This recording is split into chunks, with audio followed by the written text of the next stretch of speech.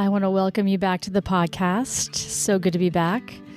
Today, we are diving into an important topic, how to find the right psychic for you, and why understanding free will is essential when working with someone who offers insight into future events.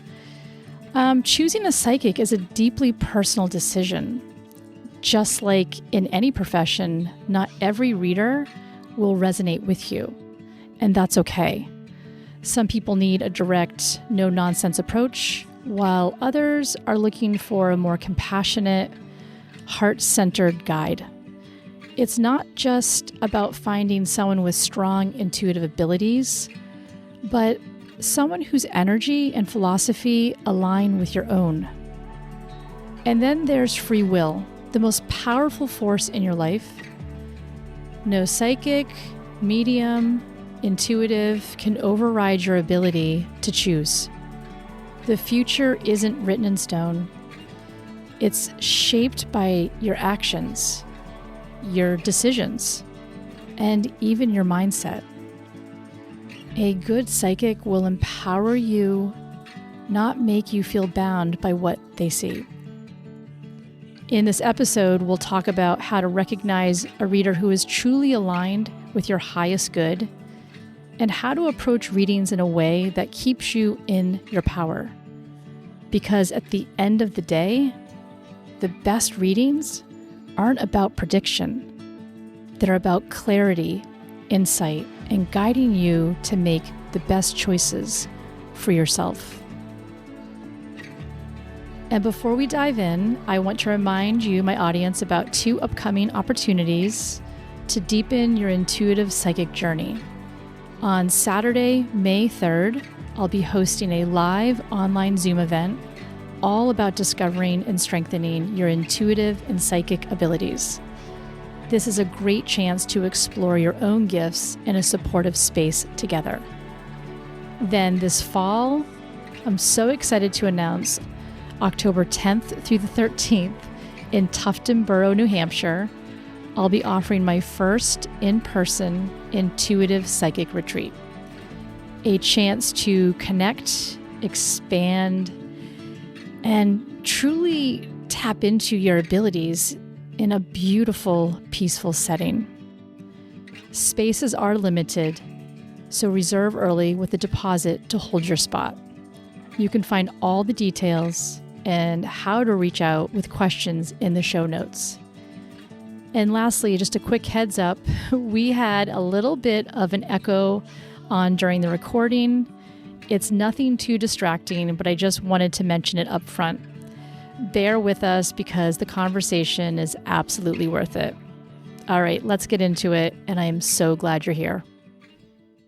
Heather, so good to be back in the studio and seeing you again, and kind of digging into, I think, a really important topic that you and I were discussing, and it's all about how to choose the right psychic or the psychic that works well for you. And that could also tie into finding the right medium. So, Heather, tell me a little bit about why you brought this up to me, because I think it's incredibly important to, when you're investing your time and your financial commitment to somebody, to tap into your energy field. Finding the right person is super important. Yeah. Happy to be here. Good to see you. It's been a few weeks. I think it's a really interesting topic because I'm super comfortable with this topic and a lot of people aren't. They're like, well, what are the psychic going to say to me? What do I ask? I don't really want to know my future. There's like lots of things that come up when I talk with friends or family or, colleagues about this type of stuff. And there's always a genuine curiosity around it, but no one really knows what to expect or how do I pick someone that's right for me. And I've had a lot of different experiences with psychics and mediums in my life. And, I just think this topic is fascinating. And I think people will learn a lot from this that haven't really been able to see a psychic or they're skeptical, or they're not sure what to expect. So I think it's just going to be something you can really help people understand, since you are a psychic. So let's just dive in. I don't know if you want to say anything else before, but Yeah, I think I agree with everything you're saying. And I think from this side of the chair, being the psychic, how do you choose the right one, and what to look for? Not only while you're trying to book a session, but while you're there and you come away from a session. Because sometimes we need to have experience with several different psychics and mediums. I know I have in my past to see what resonates with me, because not every psychic is going to have the style that you want. And some psychics just work differently, just as some mediums work differently. And I think trying to find, just because you had one experience that wasn't great, I would always say, go again, seek somebody else. And I have found the most impactful sessions usually come from word of mouth, because you're really having a testimonial from that person that you trust, that has sat in that space with that particular psychic. So I think the word of mouth piece is extremely important. And it's really hard you can go off reviews and seeing things online, but really getting a feel. And until you really go yourself, you just won't know.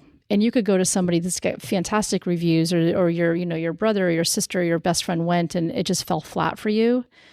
And there are so many reasons behind that have to do with how you were feeling going into the reading that day. Were you walking into that session with a lot of skepticism or fear? And we can talk about that. Did you just not feel connected to the psychic? The energy felt off. And trust me, psychics, myself included, and mediums, if we put them in the same group together, which I do, because, the school of thought is, every medium is a psychic, because a medium uses its psychic abilities to channel information from spirit, but not every psychic is a medium. I feel every psychic has the potential, because you're tapping into an energy field. So these questions come up, and even when you leave a session and you've invested your time and financial commitment and you feel let down, it doesn't mean that there isn't somebody else out there that you can connect with and go deeper and feel a sense of knowing when you leave a session, and you feel better leaving than when you stepped into it.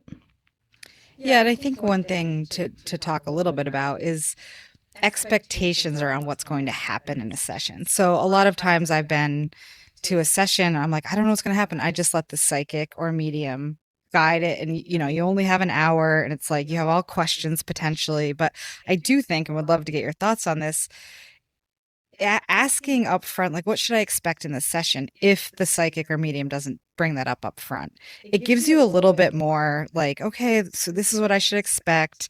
And so there's less fear around what's happening. I don't know what your thoughts are there.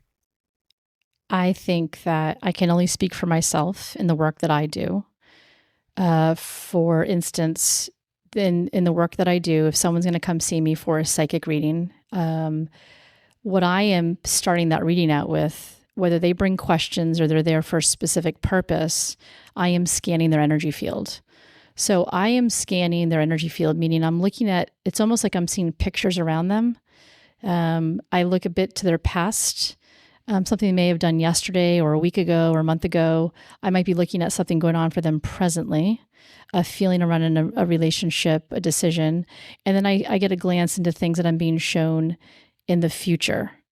And so the minute somebody comes to sit with me, two things can happen. And again, this is the way that I work. I don't need them to bring me questions. I can just start to channel, and this happens. And I might go in directions you may not want to go in, but I'm tapping into this organic field around you of what's present. And usually what's present is what you're emotionally attached to at that time. Meaning, are you going through a situation? Is it about a person, a decision you need to make? The other piece of that is you can bring in questions. And I have many clients that come in with like their 10 questions. I might see them regularly, annually, whatever that looks like.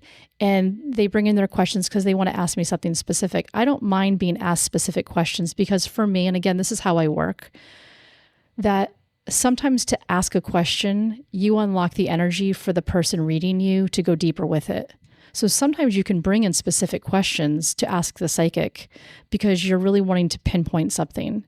And with your permission, you're asking them, but they are tapping into what they see beyond that. They're tapping into perhaps a decision or an outcome or a potential outcome. Again, the potential outcomes has everything to do with the person's energy. And that's something we're going to talk about with free will. Yeah. And what if people don't have questions, or their first time they come in and they say, just read me. Yep. A lot of people have asked me, like, what questions do I ask? Like, I don't know what's going to happen. What do I ask? So what are some good questions to start with if you're really not sure? Yeah, great question, Heather. I would say the general ones. It could be about your soul's purpose. Does that include your career, changing your work path, career, the journey? All about a relationship is another big question I navigate a lot with my clients, like where they are in relationship to their partner. How are they doing within that relationship today? Do they see any changes that are needed? Do I sense any changes coming around? Things around fertility. I will get things around health, although I do have a disclaimer that I'm not a trained medical intuitive. I will look into an energy field, but I'm not trained in that way. We look at, family outcomes, but the biggest one would have to be work, career, souls, your purpose of why you're here, and then relationship is the biggest. And if we really look at the three themes of those things, everything comes back to the common denominator of you. And so if someone's coming in and they are just going to show up and not say anything, I welcome that. And I'll say, okay, let me see what I'm going to look around and see. And that's okay, because a lot of times there can be that skepticism piece where they want to say, okay, let me see what you got. And a lot of times that skepticism, which I've always shared with my clients and my students, that we need to hold space for that, because that skepticism is also your warning signal. It's your filter to know if something doesn't feel authentic. And the only way that you're going to know that something feels authentic versus not is to actually experience it. So I feel that whatever psychic and or medium that you work with has to earn your sense of trust and has to be okay with your skepticism, because they haven't sat with you, that you haven't been able to experience that with them. And I also feel as though that we can't remove the skepticism from somebody. We can tell somebody we had a great experience with so-and-so, but until they're willing to go there, which they may never, we can't remove that skepticism from them, because there's a lot of fear behind it, understandably so. And there's a lot of reason why people have become skeptical with this work, because there's a lot of different variations out there operating. And so anybody who does their work the way that I do, I'm only speaking for myself, and I get into my channeled state, I can only talk about my own mediumship and my own psychic work. It's almost as though there's no space for skepticism, because I just channel, I go there. It just is. If that makes sense. Yes. Yeah, totally. And so why can't you read someone sometimes? Like, why can't you see everything? Or nothing? Like, when and why does that happen? There's so many variables to that. Again, only speaking from my experience, that a couple of things are happening. A lot of times that when somebody comes in to see me for the first time, there's a lot of nerves, rightfully so. Like, they don't know what's going to happen. They don't know me. And you're really asking somebody to be vulnerable, because I'm glaring in and I'm looking into their energy field, which for first and foremost, it's like, what does that even mean? And what are they actually looking at? I mean, how far are they going? And so there's a sense of vulnerability there. And if someone's fearful or they have a degree of skepticism, both would be rightfully, I'd understand. It's a heavy emotion that can act like a block. So if there is, let me see if I can explain this, that if someone's coming in with those emotions of nervousness, perhaps fear of what might be said or shown, or a sense of like not really believing it, It's like this thick wall that goes up around them, and it's hard for me to penetrate to look at their energy because they are guarded, and because I cannot have any jurisdiction or power over their free will. That barrier is their free will. So no matter how good a psychic or medium can be, if the person you're working with doesn't feel comfortable, it's almost impossible to go forward with a reading, and you have to honor the fact that they're not in that space to be read. And so somebody coming in that cannot be read, it's how they're feeling, how they're showing up for the reading, like what emotions are they holding on to. The other piece of that can also be the way the medium and the psychic is showing up. Are they feeling centered? Are they in a good place emotionally to show up for the reading? Because I've always said that it's a three-way, it's like this triangle happening. It's the energy of, most importantly, spirit, which could be those in spirit through mediumship, or I'm reading the spirit and the energy around the person through psychically looking at them. So I'm looking at this energetic energy field. So that has to be available to me. I have to be open in a conduit to receive it, to look at it. But one of the most important things is the person I'm working with has to feel open and comfortable to be there with me, or any psychic or medium, to be open to be read. And just because they're having a hard time or they're emotional, I would just say sometimes like that, we reschedule. Or I might refer you to somebody else that might be a better fit. And it's so important to recognize that, because somebody might leave a session feeling like, did I do something wrong? And it's never about that. It's that we have to honor the emotional state and the energy of the person at that time, for all parties included, the sitter, which is the client, the psychic, the medium, and then honoring how spirit or the energy around us wants to come through. So if people aren't happy with a reading, would you rather them tell you? You shouldn't just walk out and be like, that was awful, that was terrible, nothing resonated. Do you impress that upon your clients to say, like, if something wasn't right, please let me know?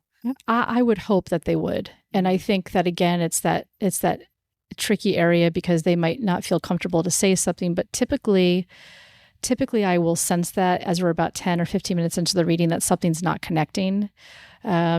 And usually somebody who's really engaged with their client, because it turns into a bubble for me. So as I have that person in front of me, or I might have a group of people that I'm working with, there's like a giant bubble of energy around us that I get very much, if anybody's worked with me, in a very channeled state. And so usually I'll feel the flow happening, because here's the thing, I'm not really looking at the client. I'm looking at the energy around them, and I'm focused on spirit. And so I'm in that channeled state, less about the reaction piece with them and more about being in that space to be present, to feel the energy flow through me.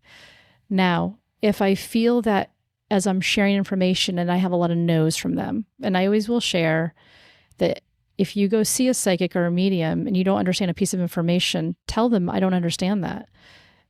Be okay with saying that doesn't make sense, or that's a no, because what that then allows us to do that are in that space is to let the information pass by, and then we're open to something else that wants to come through. It's not about like, no, that's wrong, you're wrong. It's that I can't connect it. And many times we'll come back to that same piece of information later on in a reading, and then it will make sense, because we have so much information to navigate that it can be hard to hear it the first time.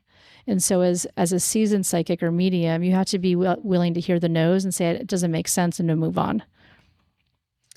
Okay, so another thing that happens a lot in a reading is people want to know timelines. And this may move into a discussion about free will, which we want to talk about. But a lot of times people are like, what's going to happen in the next 3 months? Or am I changing my job tomorrow? Like, when am I leaving something? Or when am I leaving a relationship? And so a lot of times they're hard to predict for psychics, or so I've heard. Like, can you talk about that? Again, yes. In my own practice, Heather, I tie timelines into the connection of free will. And we can't talk about one without the other. We can't talk about psychic work in general, even through spirit coming in, without talking about what free will is. And free will is imperative into anybody you go talk to, that no matter what you hear from a psychic, a card reader, an oracle, a medium, that your free will is the highest power that you hold, meaning that there are no absolutes in readings. You have absolute control. You know, a reading might provide you insight, but it's your choices, your free will that ultimately shapes your path, and helps you guide your decisions. But guess what? You make the decision regardless of what a psychic told you, and that is your free will. And the minute you walk out of a session or you leave a Zoom call, you know, that psychic or medium doesn't know if you're going to lose your car keys or decide not to go to dinner that night or cancel a family trip. That's a decision you make within the moment. Again, that's your free will. And the reason it's so important to understand that is that it creates a sense of responsibility that you have for yourself. Because if we feel like somebody else has that power over us through, say, a psychic reading or a mediumship reading, then we don't feel like we're in the driver's seat. When in fact, we all harness our own free will. And, you know, free will reminds you that life is not happening to you, but it's happening because of you and the choices you're making and the decisions based on the information that you have. And you are an active participant and you're shaping your own journey with this. You know, and we can also talk about when we see a psychic about around destiny versus the sense of choice. And while some events in our life will come to fruition and somebody might have seen this, it's how you navigate it. It's how you show up for it. You know, how did you show up for that relationship or that experience through the workplace that you had control over? If that makes sense. Mm-hmm. And also that, you know, there's something about these, you know, self-fulfilling prophecies. You know, if you believe something and act accordingly, that's something that's destined and you're acting accordingly, you might unintentionally manifest it. And somebody might be like, well, this happened. Where free will reminds you that outcomes can be redirected, that you are in the driver's seat to make those changes when you trust yourself. Also, I want to share that a really powerful psychic or somebody who reads energy, this is so important. And it's about a really powerful person in this place of healing and that reads energy will empower you to make informed choices rather than just predicting events.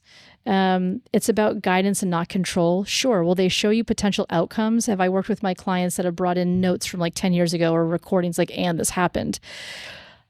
At the time, I don't remember the things that I share because I'm in a channeled state. I think I'd probably lose my mind if I kept on to every reading that I ever had.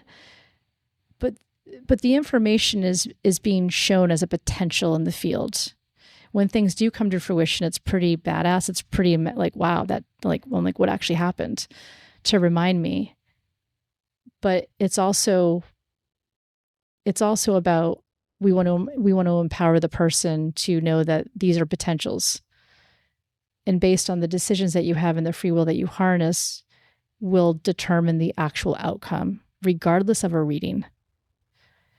Makes total sense. And there's been times in my life where I've gone to see a psychic and I wanted them to tell me a certain thing, right? Like I was like, oh, let me go and talk to a psychic because this is the thing I really want really badly. And then they don't tell me that, or it's like, no, that's not going to come to fruition. So the expectation a lot coming into a reading, I mean, some people are probably desperate to hear something they want so bad and they don't hear it. Mm-hmm. Does that happen often with you? Sure. Yeah. Well, and I think that's where, you know, the whole saying is, you know, if you're going to go work with somebody that way, you're not getting what you want, you're getting what you need. And a lot of times what we need, we're not ready to hear it. And so again, that's why when I'm working with somebody, anybody who's worked with me, I'm not looking at you. I'm literally either have my eyes closed or I'm looking past you because I'm really looking at what's being shown to me. And it doesn't have to, And many times I know, because after the fact, or I'll get emails or follow-ups that they had left a session feeling a bit unsettled because what I was sharing didn't really line up with their narrative or how they were living their life, only to come find out that it came to fruition. Even when they refused it or there was resistance or hesitation, they realized after the fact why it took place. But at the time they couldn't receive it. And anybody who's developing the psychic muscle in their awareness, it's not about being right or wrong in your psychic work. It's about delivering the information and being detached from it, because it's not yours to decipher if it's right or wrong. It just is. I am delivering something that I see as a potential. And so the other piece with that I'm pretty protective of, and the people that I work with and the way that I teach, is that there's no place for power over people in this work. We are giving information to the individual that is present within themselves. And when they leave, it should be a sense of empowerment and something that feels familiar versus something that feels defeating and fear-based. Because everything we're doing is to build the soul up, to say, listen, this is the direction and the light that I see that you are, and this is the full potential. I think sometimes we might leave a reading because it feels overwhelming of how the hell are we going to get there. That might feel overwhelming because you feel it so deep in your bones, you just don't know how to get there. And I would also say to somebody that if I'm looking at timelines, to go back to your timeline thing, Heather, that timelines can shift. We are seeing a potential at that one moment, but timelines can shift based on the fact of what you choose to do with the information.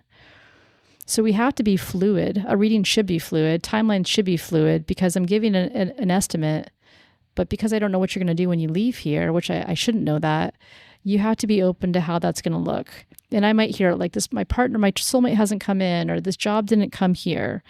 Well, there could be variations to that if you have been doing something for yourself that's been blocking that.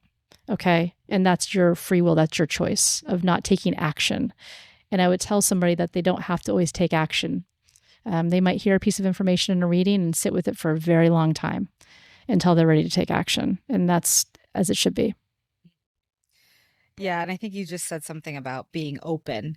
And a lot of people ask me, well, what should I expect? What do I do? I've never seen a psychic. And I said, well, just be open. And I think they look at me and they don't know what that means. And then I have to be like, well, just be open to anything you're hearing. Because if you're closed down, you're already closing your energy field, and you're not going to be willing or able to hear what's being said. I don't know if that's the right definition. Like, what would you say? Like, be open when you come see me. Open to what? I think there's it's being open, but then there's that fine line of power suggestion. So it's really about, there's a lot of hesitation to work with somebody who is very vulnerable.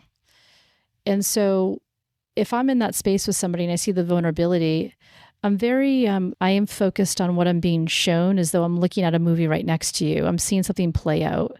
And that's what I am sharing with you.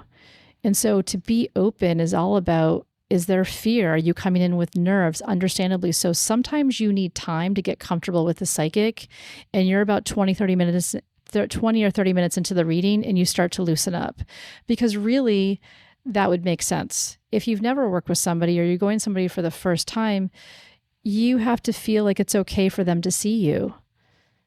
And sometimes we have a hard time seeing ourselves, let alone someone actually looking through us and reading our energy and what are they going to show us. On that note, as I'm just spitting all this out right now, I know one of the biggest reasons that people come and when they sit with me and what I've heard is this fear of hearing something really scary, or this fear that I'm going to know something really bad. I can tell you in the work that I do that I'm never shown something of, say, someone's timeline of when they're going to exit, or seeing something that is of a nature that would make them feel fearful. I'm always shown potentials of making different decisions, or how a decision might benefit them more, or how a decision, if I say I'm getting a no around this decision, like it may not be the best avenue. What's interesting is I'll get a nod from them, or if I kind of like open my eyes and look over, or they share afterwards, they're like, I really resonated with that because I was feeling it myself. It's never an absolute. I'm not saying this is going to happen or I'm seeing something scary like this or fearful. And unfortunately, there are people out there that do work in that way, because I've worked with clients that have come to me afterwards. And so I really just try to put them back in their own driver's seat. And again, we're empowering them to feel their best and to step into their best life, because people come to see me because they feel lost. And the best gift I can give them is to give them the tools, the information that comes out of a reading, and perhaps they never see me again. And either that's because I've said this because I suck and they didn't feel aligned and they're like, that she's just weird. And I get it. I am not, not everybody's going to align with you, nor should they. Or they get the information, they really sit with it and it challenges them, and they have that tool or that one piece of information that unlocks something for them. And the reason it unlocks for them is that it was within them. Because the psychic has already seen the answers that are within the person themselves. They just cannot access it because they're disconnected from themselves. Mm-hmm. And so we're giving them their own information. Okay. And a lot of people I talk to too are like, I don't want to know my future. So I think there's a misconception that psychics are like fortune tellers and they're going to tell you your future. And then you're like anticipating something's going to happen or it's not going to happen. But what you just said is really, you're working with people in the moment. And you may be able to see something, an outcome potentially if they go with what the free will. But like, that's another scary thing for people. Like, I don't want to know my future. Like, it's like, well, that's really not how you work. I mean, you can't speak for everybody. You can speak for yourself, but that isn't the way you work. I've worked with you in the past, Anne, and that has never happened. Where you're like, you're going to have this in the future. And, it's like that dun, dun, dun. Like, oh, really? But so, like, put people at ease with that, because I think that's a huge misconception. Well, I totally, Heather, and I think there can be a sense of you have a sense of responsibility in this work, and the sense of responsibility is laying things out that. I think everybody, I shouldn't say this absolute here, but those that work in this field, say, we're just talking in the realm of being a psychic, you have a responsibility to the client to tell them about their free will, that I'm going to be looking at things based on your energy in this one moment. Your energy can change if I see you tomorrow or in 3 months or 5 minutes from now. I am reading a snapshot of your energy based on what I'm being shown as a potential. Everything's always a potential.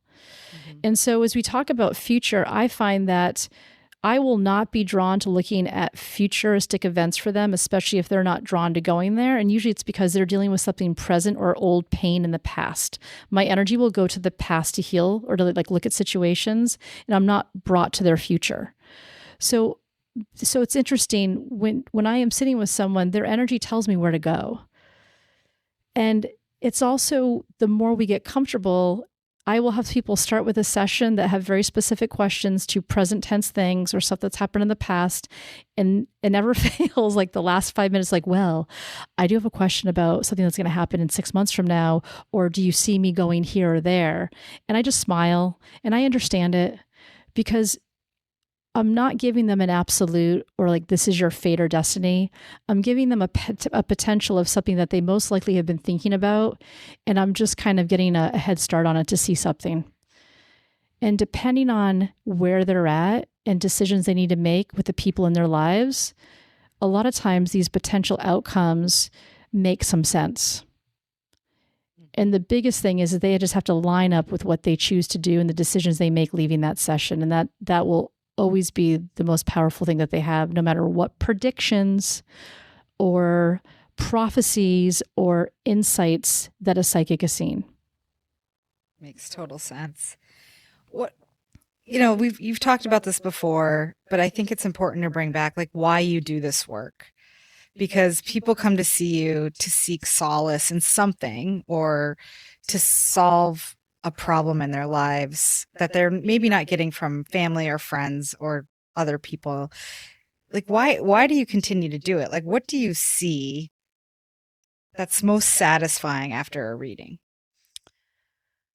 There are so many things, Heather, that inspire me every day, because I see like the human condition, and I have a hard time turning away from those that are in a suffering state. And I think anybody who steps into this work, our biggest job is to create boundaries, because if I could take them all in and say, let's, have a big slumber party and let's all heal together and know that I'm okay. And I'll call you tonight and make sure you're okay. It's making sure everybody is feeling a sense of peace, that they are not in a place of feeling fearful. The psychic piece for me, and when I connect psychically and intuitively, which are really one and the same, your intuition is this current that runs through you and your psychic awareness is fine tuning. I find the psychic tools that I have are simply waking up the psychic energy and the intuition within the person, even if it's for one session. I am matching their intuitive knowing and the answers inside of them and almost hand delivering them to them. I am simply reading the energy of the individual, what I'm shown as a potential. And so as I see that, Heather, and I see them start a session with me and then leave, I want them to know that not only are they safe in our space together, but that I see you.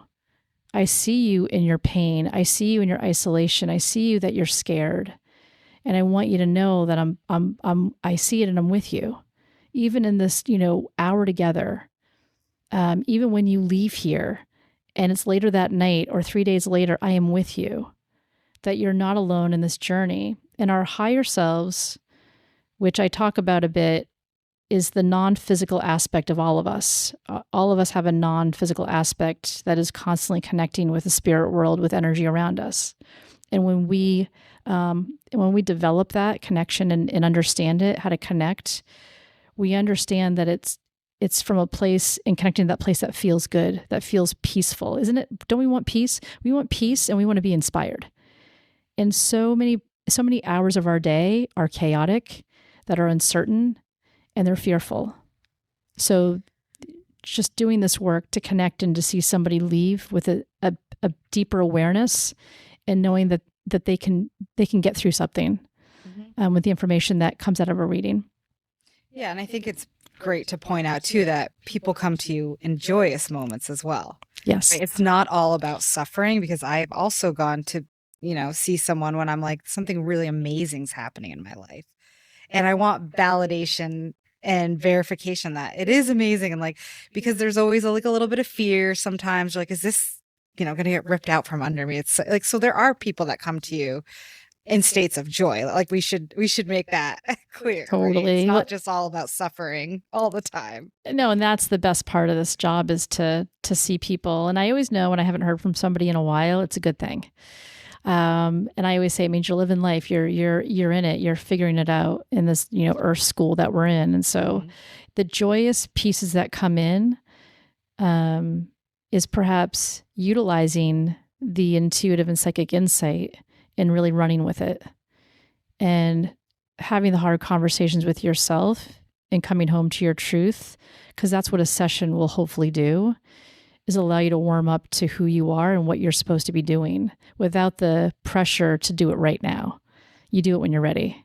And I find that people will come in and work with me. Sometimes if they have something going on, I might work with someone weekly. It might be more acute, like something's going on, I'll work with them. Or I might work with them spread out over several months. I might not see them for 6 months or a year or two. But the whole point is that overcoming. And when I see them reflect back on where they were to where they are today, like it's why I do this, because I've been there and I understand it. I don't think it ever stops for us trying to figure it out and to come home to who we are, as we are constantly evolving and life throws these humbling punches our way to pivot, to constantly evolve and be able to make change when needed. Mm-hmm.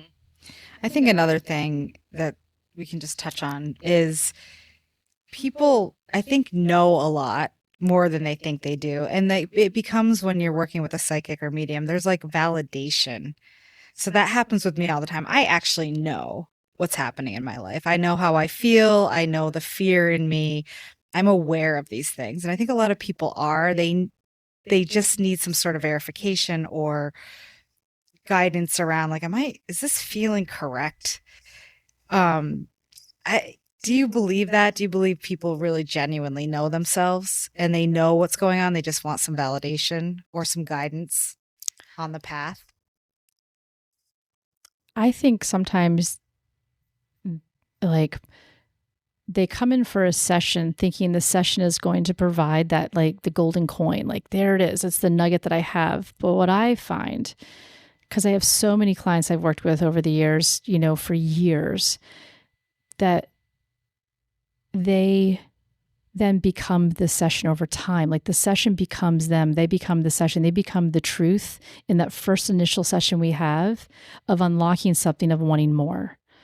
Like sometimes someone will come in for a one and done, like, okay, let me get my insight. Let me see what you're going to tell me. I'm going to take it and run with it. But a lot of times I feel like the door opens up in that one session, because what I share in a session might be insight, but it's giving them permission to say, I've kind of been feeling this way, and let me find out more about this. And that's what I see evolve when I'm working with someone, that it's not just a one and done, it's a new beginning, or a way of them discovering themselves in a very slow process of coming back each time and like, can I have more of that? And can you tell me more? And then they reflect and they feel that, and then they grow and ask more questions. It's beautiful. It's beautiful to witness. We started with, how do you choose the right psychic for you? And I think you said sometimes you just have to get into a session and see how it goes. Do you have anything else to talk about there?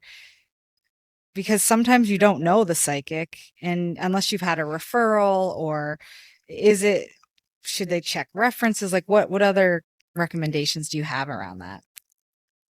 I think that just the most important thing is, I know, because you can be in such a vulnerable state seeking a psychic, because usually we're going to a psychic because we need clarity and we're in a very vulnerable state.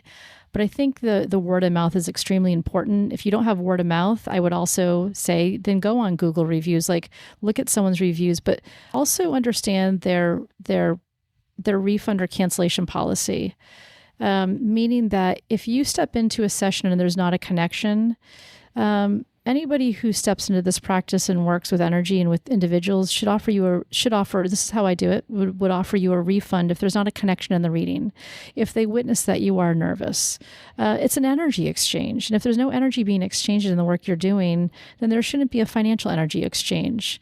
Perhaps you reschedule it for another time, or they refer you to somebody else. Ask them also, what kind of tools do they use? Are they a psychic? Which they're reading energy fields, they're perceiving energy. Are they a medium? Are they receiving information from spirit? Do they use tarot decks, oracle cards to read energy? There's different ways that a reader will read you, and sometimes you want to be very clear about, are they doing a reading and all of a sudden they whip out cards? You're like, I didn't want cards.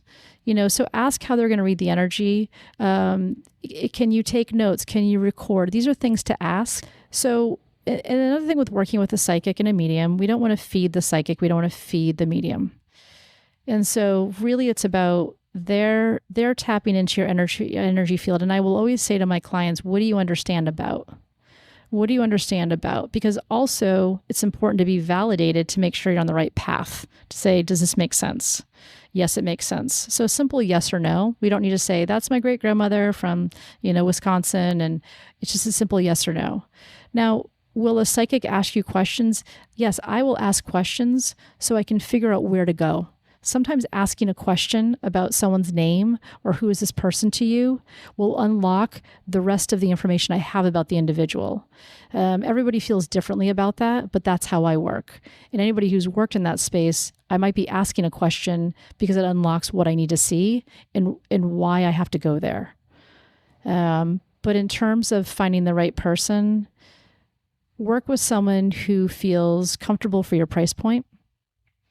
Work with someone that you have the adequate time that feels comfortable for you. Is it an hour? Is it 25 minutes? If you don't feel comfortable seeing somebody via Zoom and in person, consider that. I will tell you, I work remotely with my clients through Zoom or on the phone, or I work in person. The energy for me is the exact same. In fact, sometimes I find working on Zoom or on a phone, I'm not as distracted by someone moving in their seat or reading their energy, because I am human. I can be like, oh, they look kind of sad, I hope they're okay, because we are human. And we have to get out of our own ego way to work with somebody. So sometimes having the phone or the Zoom, a remote call, can be even more powerful. But I will tell you, it's just the same as in person, thankfully. And it's a great resource. Trust yourself, most importantly. And one more thing I want to add: sometimes when we're going to go see a psychic or a medium, we don't always share it with people around us because they may not be comfortable. And so really honor your journey to go see somebody, that it may be something you keep close to your chest and your heart, because if you're uncomfortable and not sure about it, you don't want to bring in somebody else's fear that may not be comfortable with it as well. And that's understandable. They may not be comfortable, but it can take a lot of courage and a high degree of vulnerability to go see somebody and work with somebody. So sometimes we want to hold that close to ourselves until we get through that first session to see how it then feels. And then how much we share about that session will really be up to you as well, and honoring what's important to you. I love it. And this, you gave so much great information here.